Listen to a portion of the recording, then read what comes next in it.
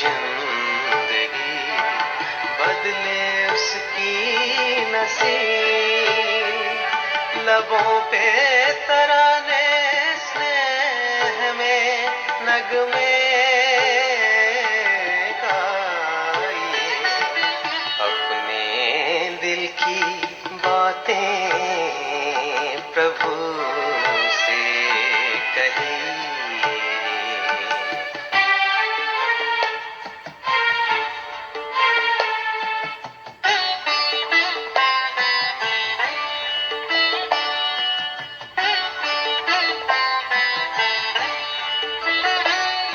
गुलों सा बना के अपना मन सीखो मुस्कुराना।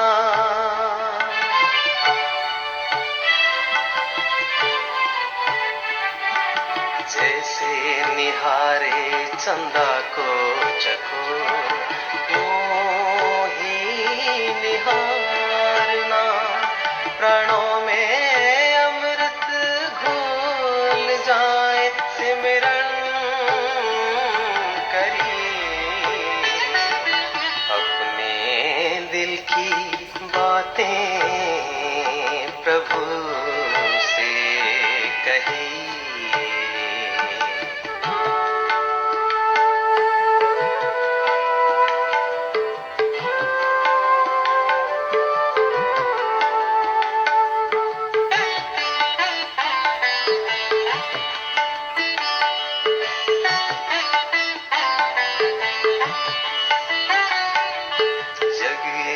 सुंदर लगने लगा नजरों में है समाए।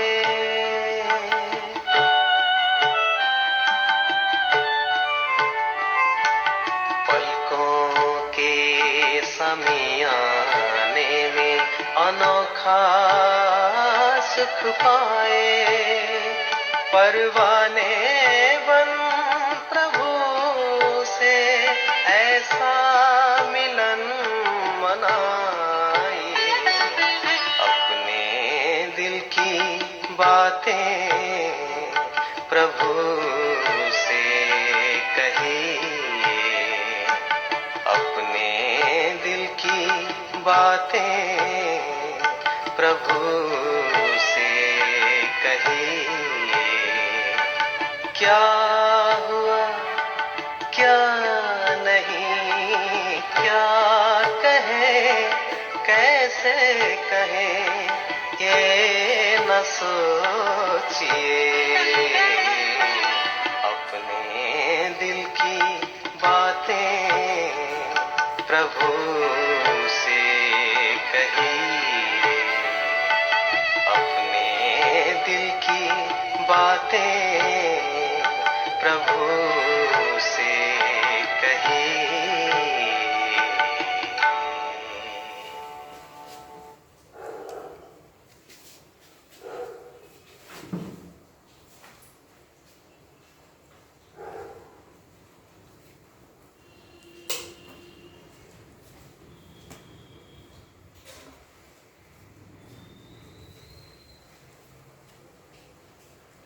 ओम शांति जी।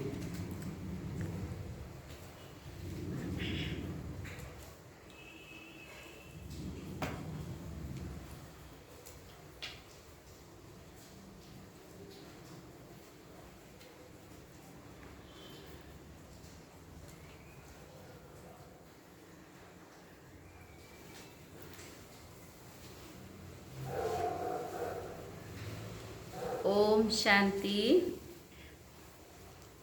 अभी हम गीत भी सुन रहे थे, ये अपनी दिल की बातें प्रभु से कहिए। यानी प्रभु हमारी बातें सुनते हैं और हमें सजेशन देते हैं, हमें शक्ति देते हैं, हमारी कार्य में सफलता प्राप्त करा देते हैं।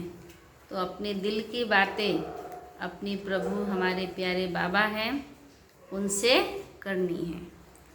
तो आज की वाणी में बाबा ने एक ही बात पक्का कराए हैं कि हमें एक ही फिक्र रखना है सदा कि अच्छी रीति पढ़कर हमें उच्च पद पाना है। राज तिलक लेना है अपने ही पुरुषार्थ से। बाबा हर एक मुरली में कहते रहते हैं, तीव्र पुरुषार्थी बनो, याद की यात्रा में रहो, याद का चार्ट बढ़ाओ। फिर बाबा ने कहा बच्चों को किस बात में उल्लास रहना है, दिल शिकस्त नहीं होना है, कैसे नहीं होना है। बाबा ने आज की मुरली में वो भी बात हमें क्लियर करके समझाए हैं। फिर बाबा ने कहा भगवान जो है वो एक ही है, भगवान अलग अलग नहीं है, लेकिन हमें ज्ञान नहीं होने के कारण सभी अलग अलग भगवान को मानते हैं। लेकिन भगवान ब्रह्मा विष्णु शंकर को भी नहीं कह सकते हैं, तो किसी भी देहधारी को भगवान नहीं कह सकते हैं। फिर बाबा ने कहा ये ज्ञान ऐसा है, इतनी सहज पढ़ाई है कि अगर बीमार है तो खटिया पर लेटे हुए भी पढ़ सकते हैं, घर में रहते हुए भी पढ़ सकते हैं, अगर बिलायत गए हैं तो वहाँ भी पढ़ सकते हैं। तो आज की वाणी बाबा ने बड़े सुंदर से परमात्मा एक है और वो कौन है वो बातें समझाए हैं। तो हमें वही बात बुद्धि में याद रखनी है और सबको यही ज्ञान सुनाना है कि परमात्मा एक है। तो अभी हम विस्तार से वाणी को सुनेंगे। बाबा ने कहा मीठे बच्चे सदा एक ही फिक्र में रहो कि हमें अच्छी रीति पढ़कर अपने को राज तिलक देना है। पढ़ाई से ही राजाई मिलती है। एक फिक्र में रहना है कि पढ़ाई अच्छी रीति, जैसे एक स्टूडेंट भी अच्छी रीति मेहनत करते हैं तो ही वो अपनी एम पर पहुंच सकते हैं, अच्छा रिजल्ट लाते हैं। और एम को प्राप्त करने के लिए पढ़ाई भी अच्छी रीति पढ़नी है, विल पावर भी रखनी है और हिम्मत उल्लास में भी रहना है, तभी हम सक्सेसफुल होते हैं। तो वो तो एक जन्म की पढ़ाई है और यहाँ तो बाबा 21 जन्मों की पढ़ाई पढ़ा रहे हैं। प्रश्न बाबा ने पूछा बच्चों को किस उल्लास में रहना है और दिल शिकस्त नहीं होना है, क्यों? हार नहीं माननी है, क्यों? तो बाबा ने उत्तर में कहा कि सदा यही उल्लास रहे कि हमें इन लक्ष्मी नारायण जैसा बनना है, इसका पुरुषार्थ करना है। दिल शिकस्त कभी नहीं होना है क्योंकि यह पढ़ाई बहुत सहज है। बाबा ने कहा घर में रहते भी पढ़ सकते हो, इसकी कोई फीस नहीं है, लेकिन हिम्मत ज़रूर चाहिए। बाबा ने क्या कहा, इसकी कोई पैसे की फीस नहीं है, लेकिन आज दुनिया में पैसा बहुत है, लेकिन इस पढ़ाई को पढ़ने के लिए हिम्मत सभी को नहीं होता, क्योंकि इस पढ़ाई की प्राप्ति बहुत ऊंची है। आज का गीत है, तुम ही हो माता पिता तुम ही हो बंधु सखा तुम ही हो। ओम शांति। बच्चों ने अपने बाप की महिमा सुनी। महिमा एक की ही है और कोई की महिमा गाई जा नहीं सकती। जबकि बाबा ने कहा ब्रह्मा विष्णु शंकर की भी कोई महिमा नहीं है, वो तो करने वाले हैं, कराने वाले तो एक बाबा ही हैं। ब्रह्मा द्वारा स्थापना कराते हैं, शंकर द्वारा पुरानी सृष्टि का विनाश कराते हैं और विष्णु द्वारा पालना कराते हैं। तो बाबा कहते लक्ष्मी नारायण को ऐसा लायक भी शिव बाबा ही बनाते हैं, उनकी ही महिमा है, उनके सिवाय फिर किसकी महिमा गाई जाए? एक बाबा की ही महिमा है। बाबा ही स्थापना भी कराते हैं, विनाश भी कराते हैं और नई दुनिया में पालना भी कराते हैं। इसलिए एक की ही महिमा है और किसी की महिमा नहीं। इनको ऐसा बनाने वाला टीचर न हो तो भी बाबा ने कहा ऐसे न बने। फिर महिमा है सूर्यवंशी घराने की, जो राज्य करते हैं, बाबा बनाते हैं तभी तो उनकी भी महिमा है। अगर बाबा आके पढ़ाए नहीं, बनाए नहीं राजयोग के द्वारा, तो फिर महिमा कैसे? इसलिए बाबा ने कहा कि महिमा होती है सूर्यवंशी घराने की, जो राज्य करते हैं लक्ष्मी नारायण। बाप संगम पर न आए तो इन्हों को राजाई भी मिल न सके और तो किसकी महिमा है नहीं। बाबा कहते हैं फॉरेनर्स आदि की भी कोई महिमा करने की दरकार नहीं, क्योंकि कोई फॉरेनर्स भी भगवान नहीं है। हम सभी का भगवान तो एक ही है, वो है निराकार परम पिता परमात्मा गॉड शिवा। तो बाबा कहते फॉरेनर्स की आदि की भी महिमा नहीं है। महिमा तो है ही सिर्फ एक की, दूसरा ना कोई। उच्च ते उच्च शिव बाबा ही है, उनसे ही उच्च पद मिलता है, क्योंकि पढ़ाने वाला शिव बाबा उच्च पढ़ाई पढ़ाते हैं। ये पढ़ाई है और कोई पढ़ा ही ना सकता, तो उनको अच्छी तरह से याद करना चाहिए ना। अपने को राजा बनाने के लिए आप ही पढ़ना है। बाबा अभी मुरलियों में ऐसे ही बात बोलते रहते, मैं कुछ नहीं कर सकता हूँ, मैं तो सिर्फ आपको राय देता हूँ, आपको रास्ता बताता हूँ, करना तो आपको है। तो अपने पुरुषार्थ से, अपनी पढ़ाई से, अपने ही योग बल से राज तिलक लेना है। जैसे बाबा समझा रहे हैं कि जैसे बैरिस्टरी पढ़ते हैं तो अपने को पढ़ाई से बैरिस्टर बनाते हैं ना, अपनी मेहनत से। तुम बच्चे जानते हो कि हमको शिव बाबा पढ़ाते हैं। सोचो, जो अच्छी रीति पढ़ेगा वही उच्च पद पाएगा, नहीं पढ़ने वाले पद पा न सके। पढ़ने के लिए ही श्रीमत मिलती है। तो मूल बात है पावन बनने की, जिसके लिए यह पढ़ाई है। पावन बनेंगे याद से, बाबा ने कहा, तो वो याद के लिए ही बाबा ये पढ़ाई पढ़ाते हैं।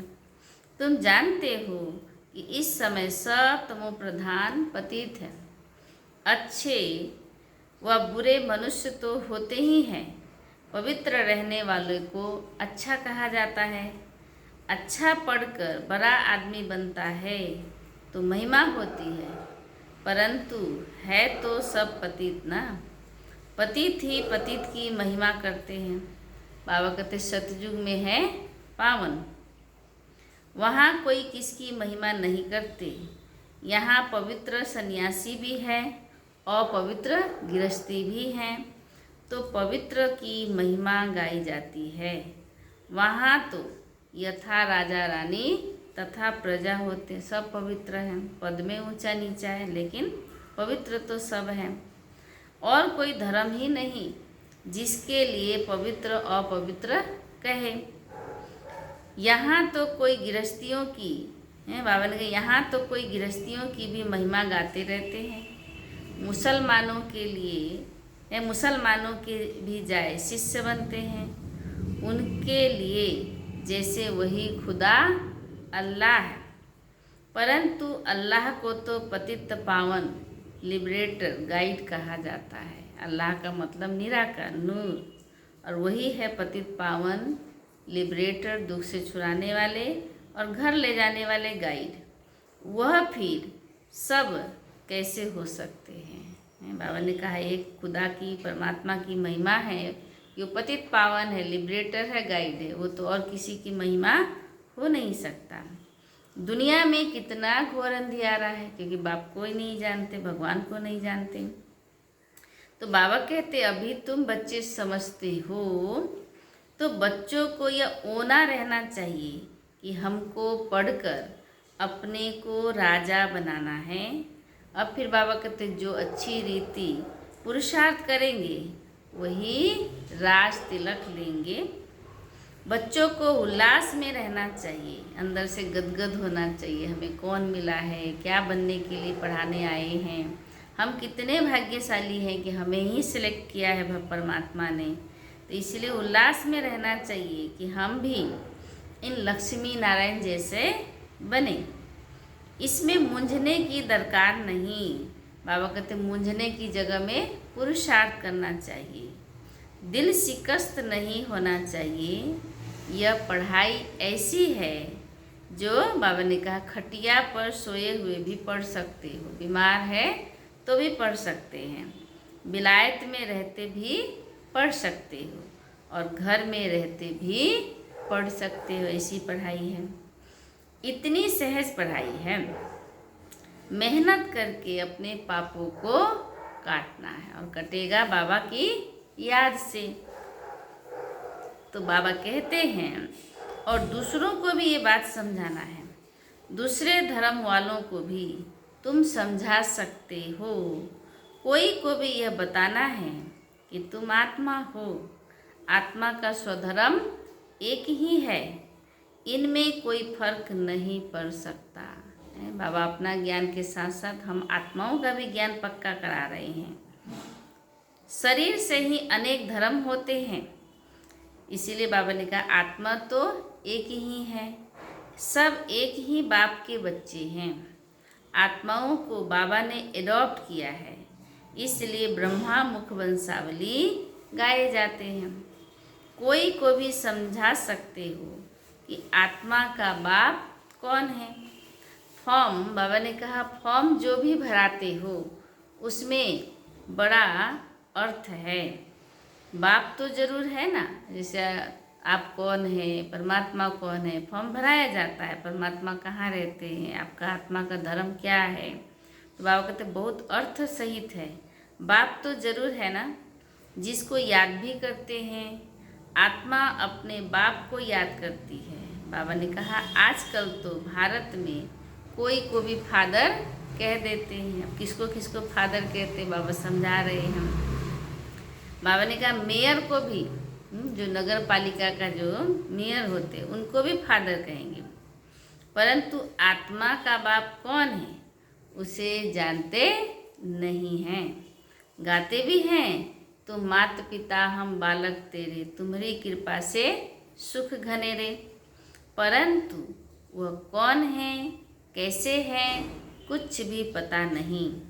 तो बाबा कहते भारत में ही तुम माता पिता कहकर बुलाते हो, बाप ही यहाँ आकर मुख वंशावली रचते हैं, एडॉप्ट करते हैं। भारत को ही मदर कंट्री कहा जाता है, क्योंकि यहाँ ही शिव बाबा माता पिता के रूप में पार्ट बजाते हैं।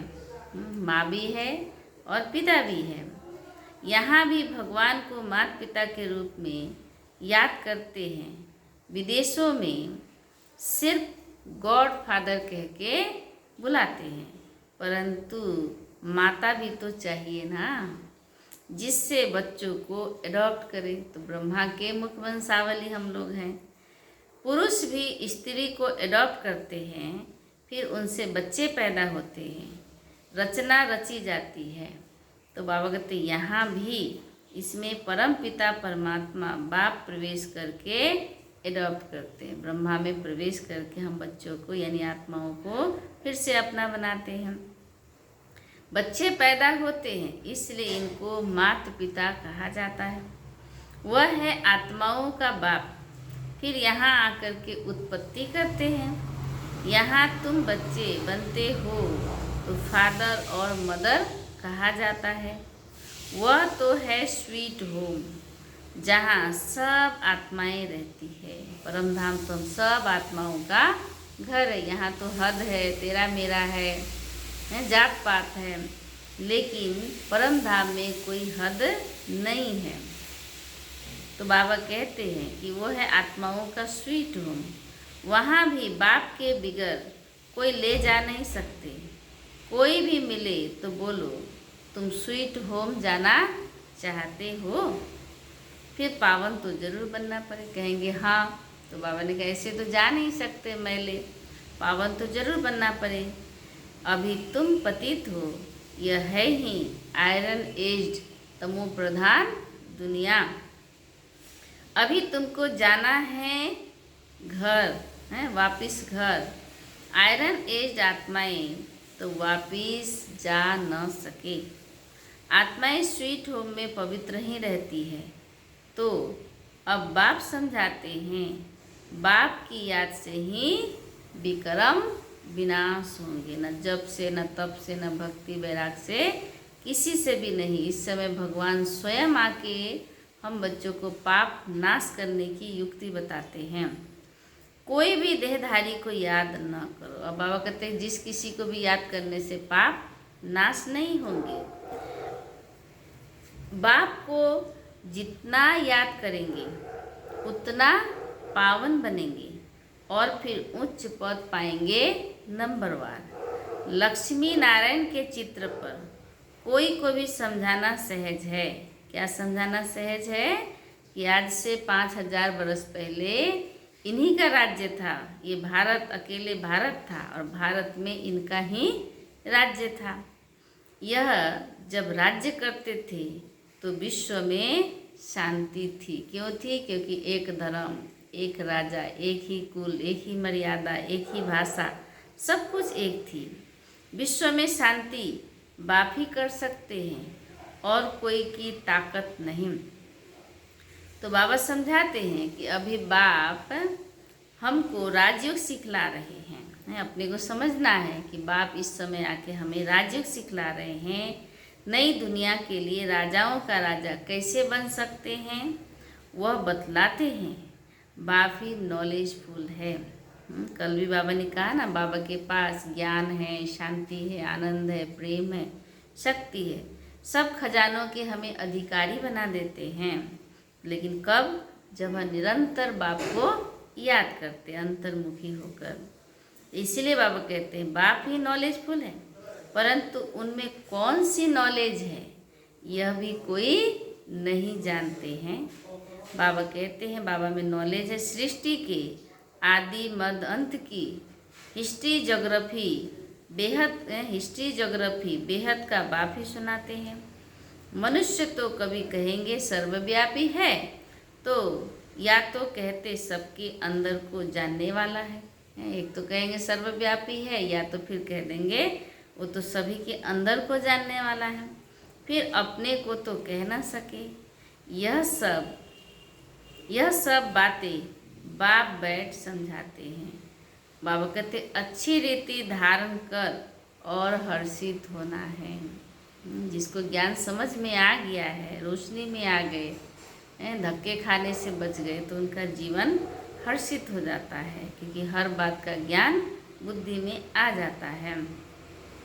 इन लक्ष्मी नारायण का चित्र सदैव हर्षित मुख वाला ही बनाते हैं। बाबा ने कहा हर्षित मुख क्यों है? क्योंकि इस समय स्वयं भगवान ने उनको पढ़ा के, राजयोग सिखा करके, देवी गुण भर के देवता बनाया। तो इस समय जब हम देवता बन करके औरों को देते रहते हैं, यानी ज्ञान धन देते रहते हैं, तो हमारे जीवन में आप ही खुशियाँ आ जाती है। तो बाबा ने कहा लक्ष्मी नारायण का चित्र सदैव हर्षित मुख वाला ही बनाते हैं। स्कूल में उच्च दर्जा पढ़ने वाले कितना हर्षित होंगे, जिसको ऊंचा पद मिलेगा। दूसरे भी समझेंगे यह तो बहुत बड़ा इम्तिहान पास करते हैं, यह तो बहुत ऊंची पढ़ाई है। फीस आदि की भी कोई बात नहीं है। सबसे बड़ा फीस हमारा क्या है? समय। बाबा को कोई पैसा रुपया की बात नहीं है, लेकिन हमारे पास समय सबसे बड़ा धन है, सबसे बड़ा फीस है। हम समय देंगे, समय का कदर करेंगे। इससे भगवान आके हमें पढ़ा रहे हैं, सिखा रहे हैं। तो जब समय पे आके हम पढ़ते हैं, राजयोग सीखते हैं, तो उससे हम बहुत बड़ा पद की प्राप्ति करते हैं। वो है लक्ष्मी नारायण। तो फीस आदि की कोई बात ही नहीं। बाबा ने कहा सिर्फ इस पढ़ाई को पढ़ने के लिए हिम्मत चाहिए। हिम्मत की बात है। अपने को आत्मा समझ बाप को याद करना है, जिसमें ही माया विघ्न डालती है। तो बाप कहते हैं पवित्र बनो, बाप से प्रतिज्ञा कर, फिर काला मुंह कर देते हैं। बहुत जबरदस्त माया है। फेल हो जाते हैं तो फिर उनका नाम नहीं गाया जा सकता है। फलाने फलाने शुरू से लेकर बहुत अच्छे चल रहे हैं, महिमा गाई जाती है। बाप कहते हैं अपने लिए आप ही पुरुषार्थ कर राजधानी प्राप्त करनी है। पढ़ाई से उच्च पद पाना है, यह है ही राजयोग, यानी प्रजा योग नहीं है। बाबा ने बोल दिया कि प्रजा योग नहीं है, राजयोग है। परंतु प्रजा भी तो बनेंगे ना इसी पढ़ाई से, इसी ज्ञान से। तो जो फेल हो जाते हैं प्रजा बन जाते हैं। बाबा ने फिर कहा कि शकल और सर्विस से मालूम पड़ जाता है कि यह क्या बनने वाले हैं, क्या बनने लायक हैं। घर में स्टूडेंट की चाल चलन से समझ जाते हैं कि यह फर्स्ट नंबर में, यह थर्ड नंबर में आएंगे। यहाँ भी ऐसे है, पढ़ाई से, चलन से, योग से, सर्विस से पता चल जाता है। जब पिछाड़ी में इम्तिहान पूरा होगा तब तुमको साक्षात्कार होंगे। बाबा हमेशा कहते मैं ऐसे रिजल्ट नहीं निकालूंगा, पहले आपको दिखाऊंगा कि आपने किस तरह से बाबा की श्रीमत को पालन किया है, कितना आप लायक बने हैं, कितना बाबा की बातों को माना है। तो बाबा कहते साक्षात्कार होंगे। साक्षात्कार होने में कोई देरी नहीं लगती है, 1 सेकेंड। फिर लज्जा आएगी कि हम नापास हो गए। नापास होने वाले को प्यार कौन करेंगे? मनुष्य बाइस्कोप देखने में खुशी का अनुभव करते हैं, लेकिन बाप कहते हैं कि नंबर 1 गंदा बनाने वाला कौन है? बाइस्कोप ही है। नंबर 1 गंदा बनाने वाला है बाइस्कोप। उसमें जाने वाले बहुत करके फेल हो गिर पड़ते हैं।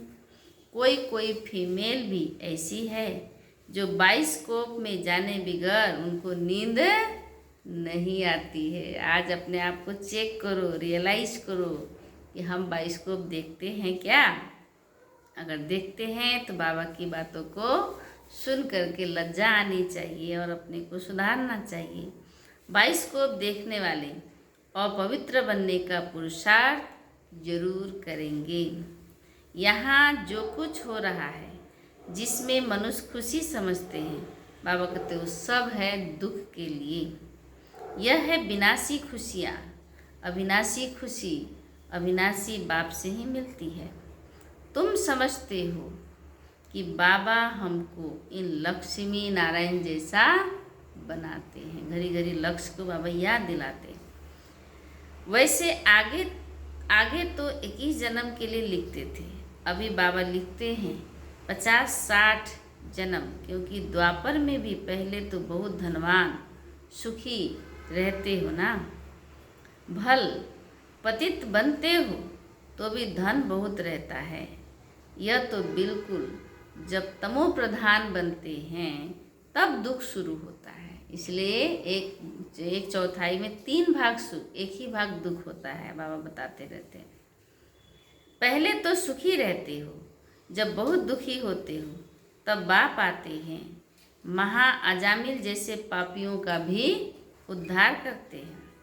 बाप कहते हैं मैं सबको ले जाऊंगा, कहाँ? मुक्ति धाम में, चाहे जाए या न जाए, लेकिन लेके तो सबको जाऊंगा।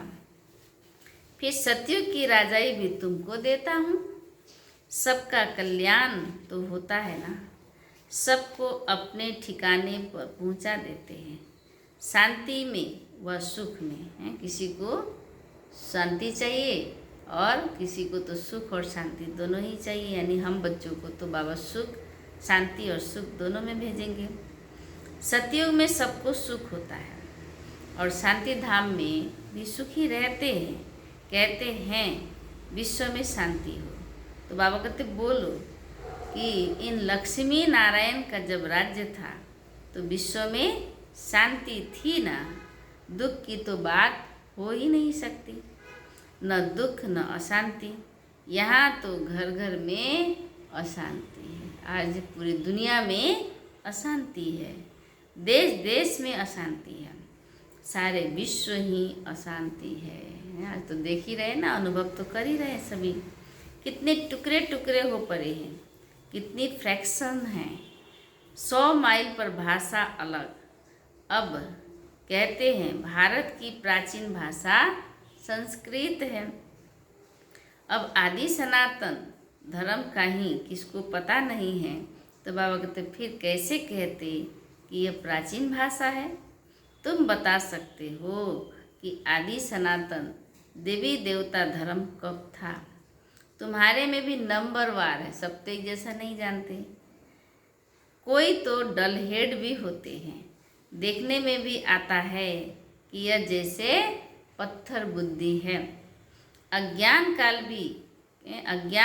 में भी कहते हैं ना कि हे भगवान इनकी बुद्धि का ताला खोलो, यानी पत्थर बुद्धि लॉक लगा हुआ है, ज्ञान नहीं समझ में आता। तो बाप तुम सब बच्चों को ज्ञान की रोशनी देते हैं, समझ देते हैं, उससे ताला खुलता जाता है। खुद को आत्मा समझने से ही पहला ताला खुल जाता है। फिर भी कोई कोई की बुद्धि खुलती नहीं है। तो बाप कहते हैं बाबा, तो बच्चे कहते हैं कि बाबा आप बुद्धिवानों की बुद्धि हो ना, हमारे पति की बुद्धि का ताला खोलो। तो बाप कहते हैं इसलिए मैं थोड़े ही आया हूँ जो एक एक की बुद्धि का ताला बैठ कर के खोलूँ, फिर तो सबकी बुद्धि खुल जाए, सब महाराजा महारानी बन जाए। हम कैसे सबका ताला खोलेंगे? उनको सतयुग में आना ही नहीं होगा तो हम ताला कैसे खोलेंगे? सीधा बात बाबा बताते। ड्रामा अनुसार समय पर ही उनकी बुद्धि खुलेगी। मैं कैसे खोलूँगा? ड्रामा के ऊपर भी है ना, सब फुल पास थोड़े ही होते हैं। बाबा ने कहा स्कूल में भी नंबरवार होते हैं ना, तो यह भी तो पढ़ाई है ना, प्रजा भी बनना है। सबका ताला खुल जाए तो प्रजा फिर कहाँ से आएगी? यह तो कायदा नहीं, तुम बच्चों को पुरुषार्थ करना है। हर एक के पुरुषार्थ से जाना जाता है। जो अच्छी रीति पढ़ते हैं उनको जहाँ तहाँ बुलाया जाता है। बाबा जानते हैं कि कौन कौन अच्छी रीति सर्विस कर रहे हैं। बच्चों को अच्छी रीति पढ़ना है। घड़ी घड़ी बाबा का एक ही बात पर अटेंशन है आज। अच्छी रीति पढ़ेंगे तो घर ले जाऊंगा और फिर स्वर्ग में भेज दूंगा, क्योंकि घर तो जाना ही है। फिर बाबा नई दुनिया स्वर्ग में भेज देंगे। नहीं तो सजाएं बहुत कड़ी है, पद भी भ्रष्ट हो जाएगा। स्टूडेंट को टीचर का सो निकालना चाहिए। अच्छा पढ़ेंगे तो स्कूल का भी नाम होगा और टीचर का भी नाम होगा। तो ये कौन टीचर है, सोचना है। तो ये बाबा ने कहा कि अच्छी रीति पढ़ेंगे तो टीचर का सो नाम निकलेगा, निकलना चाहिए। गोल्डन एज में पारस बुद्धि थी, अभी है आयरन एज में। तो यहाँ गोल्डन एज बुद्धि हो कैसे सकती? बाबा कहते विश्व में शांति थी। कब? जबकि एक राज एक धर्म ही था। अखबार में भी तुम डाल सकते हो कि भारत में जब इनका यानी लक्ष्मी नारायण का राज्य था तो विश्व में शांति थी। आखिरी समझेंगे जरूर। तुम बच्चों का नाम वाला होना है। उस पढ़ाई में कितने किताब आदि पढ़ते हैं, यहाँ तो कुछ भी नहीं। पढ़ाई बिल्कुल सहज है। बाकी याद में अच्छे अच्छे महारथी भी फेल होते हैं, फेल हैं। याद का जौहर नहीं होगा तो बाबा कहते ज्ञान तलवार चलेगी नहीं। बहुत याद करे तब जौहर आए, शक्ति आए। बाबा कहते हैं भल बंधन में भी हैं, फिर भी याद करते रहते तो बहुत फायदा है। भल बंधन में है, लेकिन बंधन में रहने से मन को तो कोई बांध नहीं सकता है ना। तो बाबा तो याद करते रहते हैं, आने नहीं देते सेंटर में, लेकिन घर में ही याद करते रहते हैं। तो बाबा कहते उसमें फ़ायदा ही है, बहुत फ़ायदा है। कभी बाबा को देखा भी नहीं है। जब साकार बाबा थे, याद में ही प्राण छोड़ देते हैं तो भी बहुत अच्छा पद पा सकते हैं, क्योंकि याद बहुत करते हैं। बाप की याद में प्यार से प्यार के आंसू बहाते हैं। वो आंसू नहीं, बाबा कहते वो आंसू मोती बन जाते हैं। अच्छा, मीठे मीठे सिखी लदे बच्चों प्रति माता पिता बाप दादा का याद प्यार और गुड मॉर्निंग। रूहानी बाप की रूहानी बच्चों को नमस्ते। हम रूहानी बच्चों की रूहानी बाप दादा को याद प्यार गुड मॉर्निंग और नमस्ते नमस्ते नमस्ते। अच्छा, तो बाबा धारणा के लिए मुख्य सार में कहते हैं अपने लिए स्वयं ही पुरुषार्थ कर उच्च पद पाना है। पढ़ाई से स्वयं को राज तिलक देना है। ज्ञान को अच्छी रीति धारण कर सदा हर्षित रहना है। यही प्रमाण है कि ज्ञान अच्छी रीति धारण किया है कि नहीं। दूसरा, ज्ञान तलवार में याद का जौहर भरना है। याद से ही बंधन काटने हैं। कभी भी गंदे बाइस्कोप देख अपने संकल्पों को अपवित्र नहीं बनाना है। अच्छा, आज की वरदान है, सदा एकांत और सिमरन में व्यस्त रहने वाले बेहद के वानप्रस्थी भव। सदा एकांत और सिमरन में व्यस्त रहने वाले बेहद के वानप्रस्थी भव। बाबा ने समझाया कि वर्तमान समय के प्रमाण आप सब वानप्रस्थ अवस्था के समीप हो, यानी सबको अब वाणी से परे घर जाना है।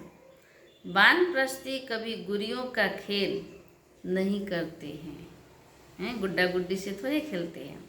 वे सदा एकांत और सिमरन में रहते हैं, भगवान का नाम लेते हैं।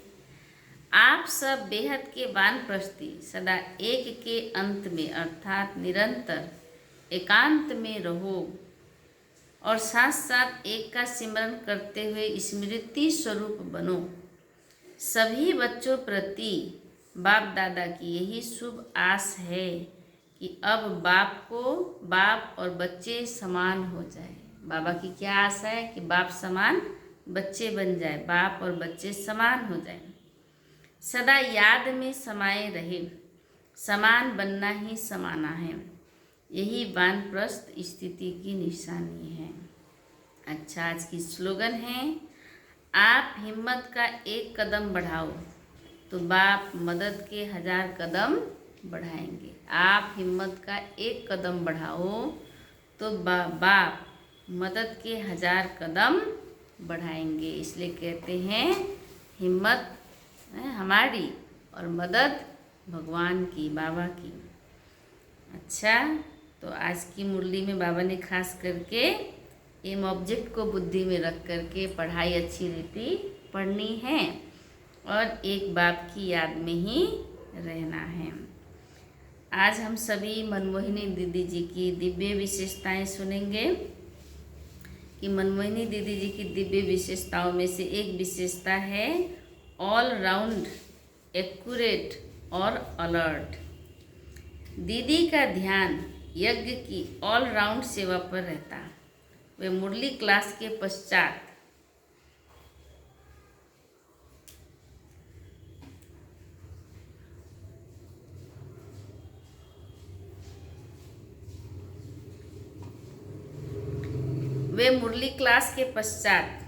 स्वयं भंडारे में चक्कर लगाती और कुछ समय सबके साथ बैठकर सब्जी काटने में मदद करती।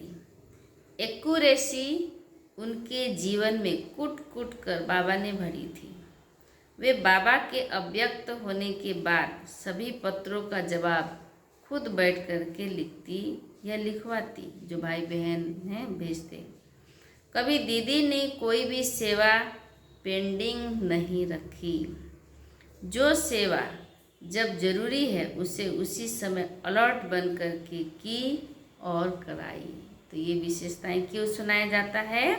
क्योंकि हमें भी उन महान आत्माओं के जैसा पुरुषार्थ करना है, उसी अनुसार दिव्यता धारण करनी है। अच्छा, आज का संगम युग के अंतिम समय के नज़ारे अव्यक्त बाप दादा की मुरली से 28 फरवरी 2003 की वाणी में बाबा ने क्या इशारा दिया था, हम सभी सुनेंगे। प्रत्यक्षता होना अर्थात संगम युग की समाप्ति होना। बाप दादा तो सेकंड में ताली बजाएगा और पर्दा खुल जाएगा, लेकिन अभी तो बच्चे कभी हलचल की लहरों में, कभी आराम से, कभी तीव्र गति से, भिन्न भिन्न रूप से चल रहे हैं। अभी अचल अडोल बने हो। अभी कुछ परीक्षा लेना शुरू कर दे, कोई परिस्थिति आ जाए तो बाबा ने कहा हिलोगे तो नहीं, अचल अडोल बने हो। क्योंकि सभी बच्चों की नंबरवार संपन्न स्थिति ही समाप्ति की घंटी बजाएगी। प्रत्यक्षता चाहे आप साकार रूप में हो, बाबा ने कहा प्रत्यक्षता चाहे आप साकार रूप में हो या एडवांस सेवा के अर्थ जानने वाले बच्चे, दोनों की एक ही समय साथ में होने वाली है। साकार रूप में जो तीव्र पुरुषार्थी संपन्न बन रहे हैं और एडवांस में जो चले गए हैं, दोनों बच्चों की बाबा ने कहा साथ में प्रत्यक्षता होने वाली है। अच्छा, ओम शांति। तो आज का हम बच्चों का सम्मान है कि हमें ऑलराउंडर पाठधारी बनना है। चलिए हम प्यारे बाबा को बहुत प्यार से याद करेंगे और बाबा जो मुरली में सुनाएं उसका मंथन करेंगे। बाबा ने आज कहा है खास करके कि बाप और बच्चा दोनों समान बन जाए।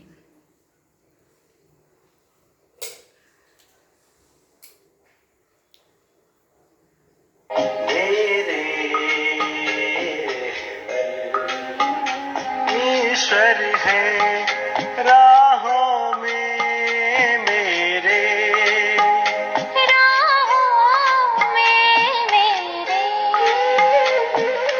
ओ हम सफर हैं, वो हम सफर है। मेरे रहबर ईश्वर है, मेरे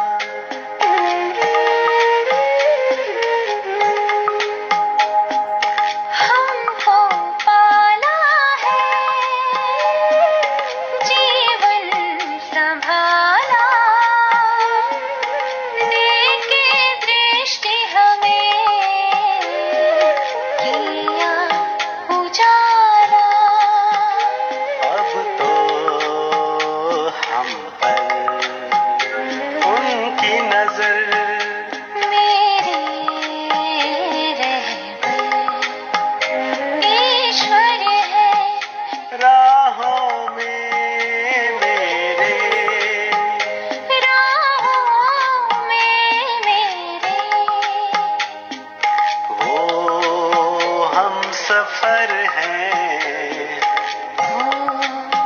हम सफर है